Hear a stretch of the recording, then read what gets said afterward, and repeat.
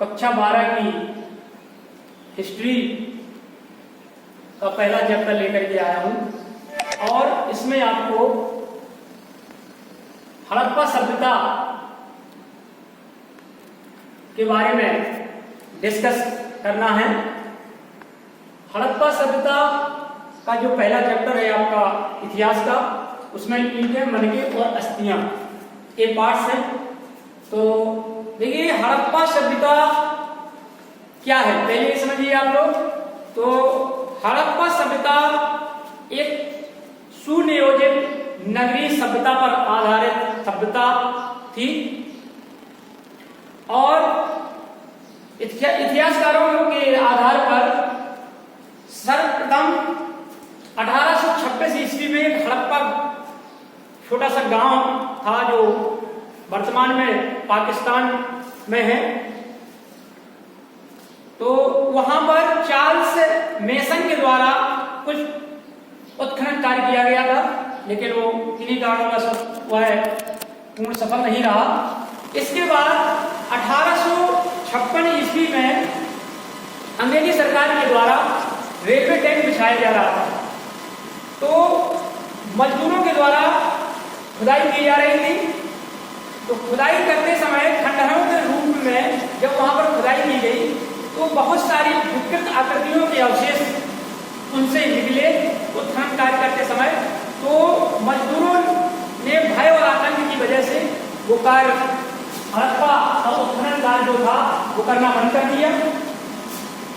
इसके बाद कुछ समय पश्चात पुरातत्व विभाग के द्वारा पुनः वहां पर खुदाई की गई तो पता चला कि हड़प्पा जो एक गांव था वहां पर जब उत्खनन कार्य किया गया तो वो पूरा एक शहर का शहर वहां पर निकल के सामने दिखाई दिया।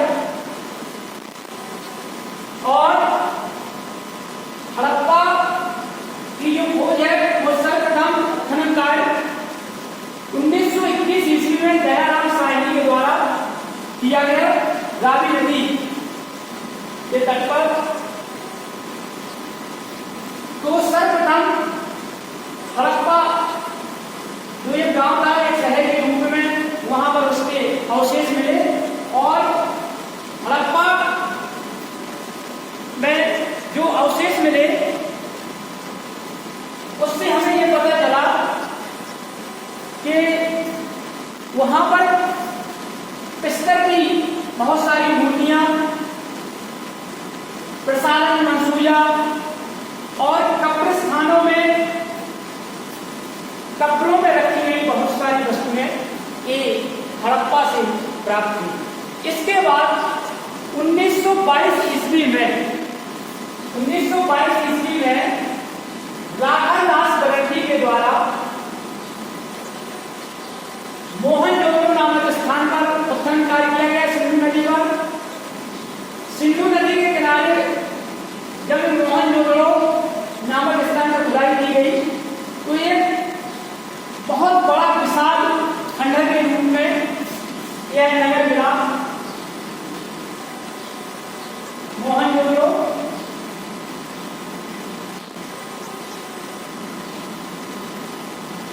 और इसमें जो अवशेष मिले उनसे ये पता चला कि इस नगर को कई बार बसाया और उजाड़ा गया। 7 सतहें इस नगर में मिली खंडहर के रूप में। तो इतिहासकारों के आधार पर ये याद हुआ कि इस नगर को 7 बार बसाया और उजाड़ा गया। और इस नगर की ये विशेषता थी कि इतनी खूबसूरती से इसको बनाया गया था। इसकी जल निकासी और शहर की बनावट एक विस्तृत तरीके से बनाई गई थी। इंजीनियरिंग का उसमें पूरा प्रयोग करके तो इससे एहसास होता था कि यहाँ के लोग शहरी थे और यह एक सभ्यता शहरी सभ्यता थी, नगरीय सभ्यता थी। और इसकी सभी सड़कें समकोण पर एक दूसरे को काटती थी। इसमें जो ये शहर पूरा शहर था इस तरह से पूरा चौकोर बसा हुआ था।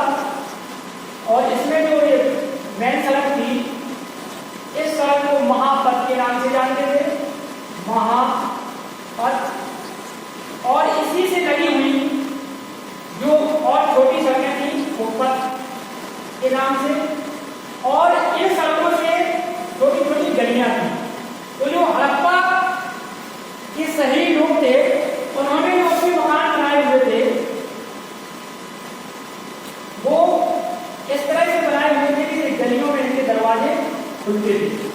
मोहनजोदड़ो नगर की एक विशेषता थी कि इसके सारे जो घर बने हुए थे, मकान बने हुए थे, ये इनके दरवाजे सभी मुख्य सड़क में ना खुल करके गलियों वाली सड़क में खुलते थे। ये गलियां थी और ये मुख्य सड़क थी, जो पथ के नाम से इसको जानते थे, ये सड़कें थी।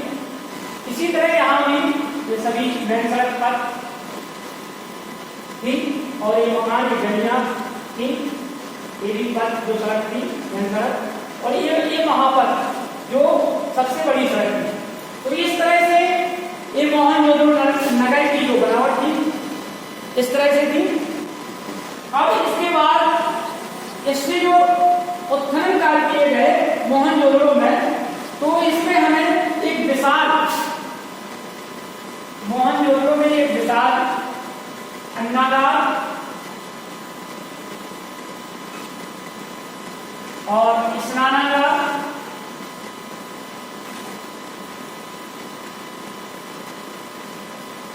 ये अवशेष खुदाई में मिले, और कांस की नर्तकी की मूर्ति, ये मोहनजोदड़ो के प्रमुख अवशेष थे। बहुत सारे और अवशेष हैं, लेकिन एक मैन है कि विशाल अन्नागार उस समय की विशाल इमारत होगी हड़प्पा सभ्यता की, सिंधुघाटी सभ्यता की। स्नानागार विशाल स्मारक के रूप में आए मोहनजोदड़ो का, और कांस की नर्तकी की मूर्ति, ये तीन प्रमुख अवशेष मोहनजोदड़ो से प्राप्त हुए। अब इसके बाद एक और स्थल वहां पर प्राप्त हुआ जो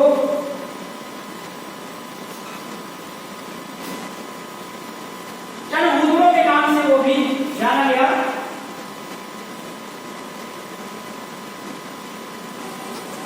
चनहुदड़ो नामक एक स्थल मिला। पहला स्थल हड़प्पा, दूसरा मिला मोहनजोदड़ो और तीसरा चनहुदड़ो मिला। चनहुदड़ो भी सिंधु नदी पर बसा हुआ था, सिंधु नदी पर इसके अवशेष मिले, और 1931 ईस्वी में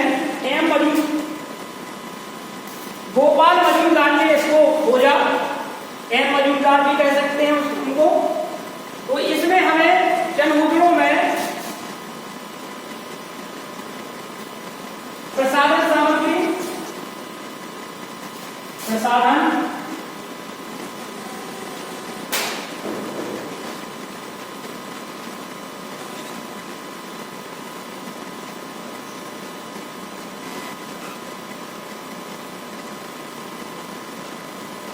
सामग्री वहां से अवशेष के रूप में प्राप्त हुई।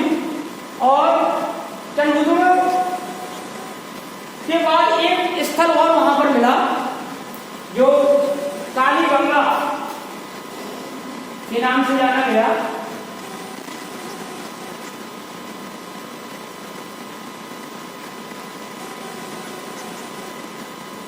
कालीबंगा 1953 ईस्वी में उत्खनन कार्य हुआ इसमें, 1953 ईस्वी में कालीबंगा में, और एक घग्घर नदी के किनारे इसका उत्खनन कार्य हुआ।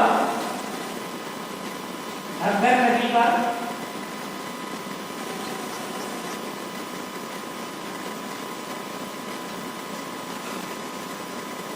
इसमें कालीबंगा में काली चूड़ियां के अवशेष प्राप्त हुए,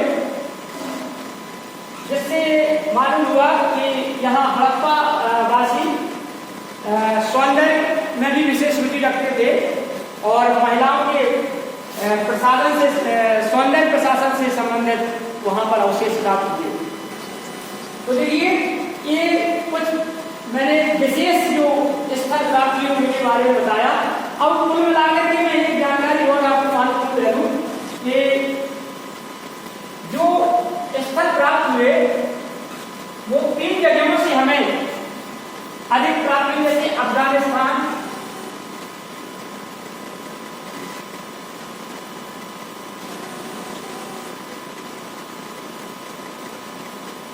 आपका पाकिस्तान और भारत। यहां पर उत्खनन कार्य हुआ और यहां पर इसके हड़प्पा सभ्यता के उत्खनन कार्य में जो अवशेष मिले, तो देखिए अफगानिस्तान में तो नाम आपके 2 स्थल हमें प्राप्त हुए और पाकिस्तान में 470 से लेके 75 तक स्थल प्राप्त हुए और सबसे ज्यादा जो स्थल मिले वो हमें भारत में 975 से 80 के बीच में जो स्थल हमें मिले वो भारत में मिले। और भारत में भी सबसे ज्यादा जो स्थल मिले हड़प्पा सभ्यता के वो गुजरात शहर में, गुजरात प्रदेश है, सॉरी गुजरात में सबसे ज्यादा हड़प्पा सभ्यता और विकसित भारतीय सभ्यता यही है।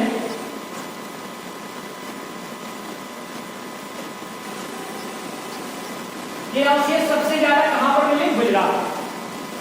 तो देखिए इस तरह से ये अवशेष हमें प्राप्त हुए, तो हम ये कह सकते हैं कि यह सभ्यता लगभग इतिहासकारों के आधार पर यह 7000 वर्ष से लेकर के 8000 वर्ष पुरानी रही होगी और बहुत ही विशाल और सहनी सभ्यता थी। और इसके बाद में अभी आपको और इसके प्रमुख स्थल हैं जो उनको एक साइड के रूप में अभी बता रहा हूं। देखिए अभी जो मैं आपको समझा रहा था उत्खनन कर्ता और उत्खनन का स्थान और अवशेष, तो इसमें जो हमारा प्रथम स्थल है वो हड़प्पा का उत्खनन कार्य रावी नदी पर हुआ और इसको दयाराम साहनी ने 1921 ईस्वी में पाकिस्तान का मोंटगोमरी जिला जो हड़प्पा का जहां पर उत्खनन कार्य हुआ वो पाकिस्तान का मोंटगोमरी जिला। और इसमें जो प्रमुख अवशेष हमें मिले वो पिस्तर की मूर्ति, प्रसादन मंसूरिया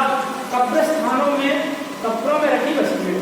इसके बाद जो दूसरा उत्खनन कार्य हुआ वो स्थल है मोहनजोदड़ो। जैसा कि मैंने अभी इसके पहले आपको मोहनजोदड़ो नामक जगह का मतलब नक्शा बनाकर समझाया।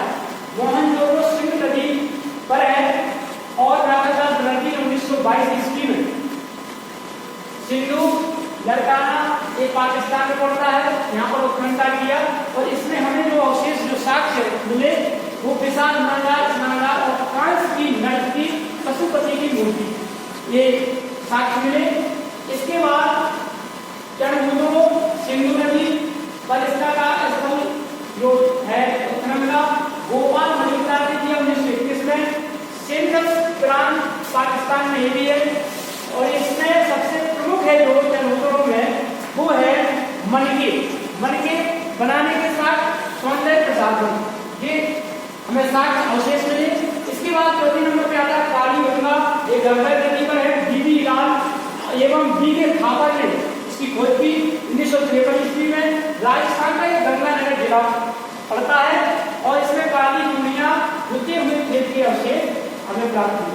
इससे हमें ये भी प्राप्त हुआ कि यहाँ पर जो हड़प्पा सभ्यता के लोग थे वो खेती भी करते थे। और इसके बाद अगला है लोथल, एक स्थल है मिला जो भोगवा नदी पर और रविनाथ राव ने इसकी स्थापना की 1957 में। ये अहमदाबाद गुजरात में पड़ता है और इसमें जो अवशेष मिले वो है चावल और बंगाल हमीरपुर। लोथल एक ऐसी जगह है जो जहाँ पर बंदर गाय है और आयात नदियाँ यहाँ पर होता था और चावल जो मुख्य फसल तो नहीं हड़प्पा के लोगों की मुख्य फसल है गेहूं, लेकिन चावल के भी अवशेष मिले। और अगली मंडली मिला जिससे ये प्रतीत होता है कि ये लोग धार्मिक भी थे। इसके बाद आलमगीर ये हैदर नदी का है, यज्ञ शर्मा ने इसकी खोज की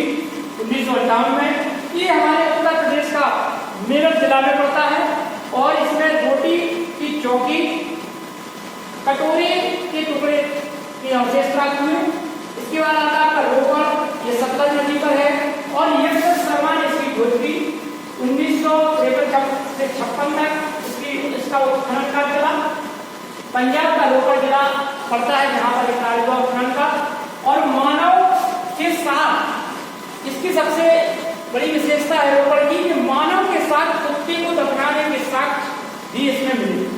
इसके बाद आता है आपका सुरकोटड़ा, ये बहुत मौजूद है। सुरकोटड़ा दशक नदी पर है और जगपति जोशी ने 1964 में इसकी खोज की, बलूचिस्तान में है और घोड़े के अवशेष यहाँ से प्राप्त हुए।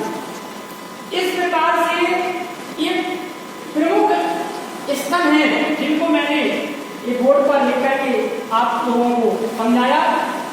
स्थल बहुत सारे हैं, मैंने पिछले अभी इसके पहले आपको समझाया कि भारत में ही बहुत सारे स्थल हैं। इसके प्रमुख जो मेन थे वो मैंने आपको समझा दिए। अब इसमें और ध्यान देना है कि जो ये सभ्यता है, हड़प्पा सभ्यता, सिंधु घाटी की सभ्यता, ये उत्तर में मांडा, जम्मू कश्मीर और दक्षिण में गाजियाबाद, महाराष्ट्र तक और पश्चिम में सुत्तागढ़ और बलूचिस्तान तक और पूर्व में आलमगीर मेरठ उत्तर प्रदेश तक ये सभ्यता का इसका विस्तार है और बहुत पुरानी सभ्यता है। तो देखिए इस प्रकार ये हड़प्पा सभ्यता के बारे में मैंने एक संक्षेप में आपको ये बताया, समझाया और इसका बहुत विस्तार रूप है।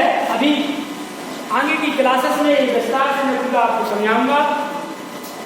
देखिए इसमें हड़प्पा सभ्यता एक नगरीय सभ्यता है और हमें यहाँ से जो अन्य अवशेष प्राप्त हुए उससे ये लगता है कि यहाँ के लोग मात्र देवी के उपासक थे और जो मोहनजोदड़ो में जो पशुपति की मूर्ति मिली तो इससे ये लगता है कि यहाँ के लोग ऊपर वाले बैल के भी उपासक थे, उसको भी मानते थे। स्वास्थ्य चिन्ह को भी ये पूजते थे। तो इस प्रकार से बहुत सारे अवशेष साक्ष्य के रूप में जो हमें उत्खनन खुदाई में प्राप्त हुए, इससे हमें प्रतीत होता है कि यहाँ के लोग धार्मिक कार्यों में रुचि रखते थे और उत्खनन से जो हमें कृषि से संबंधित, खेती से संबंधित अवशेष साक्ष्य प्राप्त हुए, इससे प्राप्त होता है कि यहाँ के लोग गेहूं, जौ, चावल, सरसों, तिल आदि की भी खेती करते थे और पशुपालक भी थे। हड़प्पा सभ्यता, सिंधु घाटी सभ्यता के लोग पशुओं को भी पालते थे, क्योंकि कई उत्खनन कार्यों में हमें चीता, बाघ, हाथी, कुत्ता आदि के अवशेष मिले, जिससे प्रतीत होता है कि ये पशुपालक भी थे। और जैसे कि हमें लोथल में बंदा गाय के अवशेष मिले तो हमें ऐसा इतिहासकारों से ज्ञात हुआ है कि यहाँ के लोग आयात निर्यात भी करते थे और आयात निर्यात उद्योग धंधे भी करते थे, जो बैलगाड़ियों से, जहाजों से करते थे। और ये खास बात है यहाँ के सिंधु घाटी सभ्यता के लोगों का जो आर्थिक जीवन और सामाजिक जीवन, विशेषकर हम आप लोगों जैसा ही था। यहाँ के लोग शहरी थे, शहर में निवास करते थे। तो इन सारे बिंदुओं पर मैंने चर्चा की। अब सिंधु घाटी सभ्यता के लोगों का आर्थिक जीवन कैसा था और सिंधु घाटी सभ्यता कैसे नष्ट हुई, इन दो प्रश्नों को हम कल पढ़ेंगे। और इन सारे प्रश्नों से संबंधित किसी भी स्टूडेंट को कोई दिक्कत हो तो आप लोग कमेंट बॉक्स में जाकर के इस प्रश्न को पूछ सकते हैं और कमेंट बॉक्स में लिंक पर आप कमेंट जरूर करिए। अपना नाम, अपनी कक्षा जरूर लिखें। ये आज की क्लास यहीं पर समाप्त होती है।